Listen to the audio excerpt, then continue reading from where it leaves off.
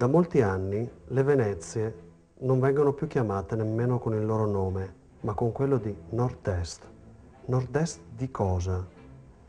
Le Venezie, un territorio meraviglioso rubato al mare, un territorio che è stato il fulcro della cultura rinascimentale europea, che è sempre stato centrale nella storia d'Europa ancora prima dell'impero romano. Oggi è riconosciuto come il motore produttivo d'Europa. Le statistiche dicono che ogni veneto e lavoratore delle Venezie produce 2 volte e mezzo la media di un lavoratore europeo. Le aziende oggi cominciano a chiudere. Cassa integrazione, ferie forzate, disoccupazione.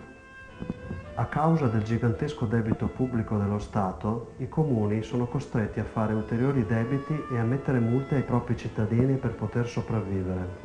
In alcune regioni la casa viene finanziata al 50% del fondo perduto, mentre da noi i giovani trovano molto difficile comprarne una. I veneti hanno una produzione altissima, ma servizi scadenti.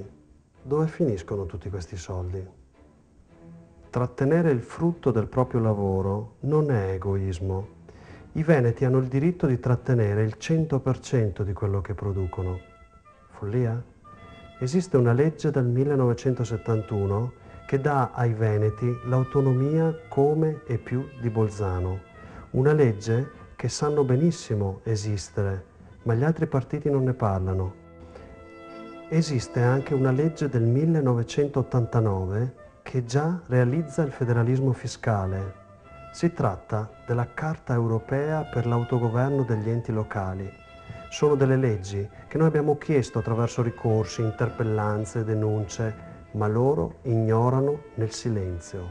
Questa gente non mollerà mai, ma tu ora hai la possibilità di fare qualcosa.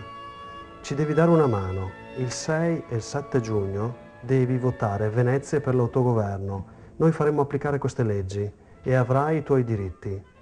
Con l'applicazione di queste leggi noi abbiamo calcolato che ogni lavoratore potrà avere 300 euro in più in busta paga e le aziende pagare il 20% di tasse in meno per avere servizi all'eccellenza europea.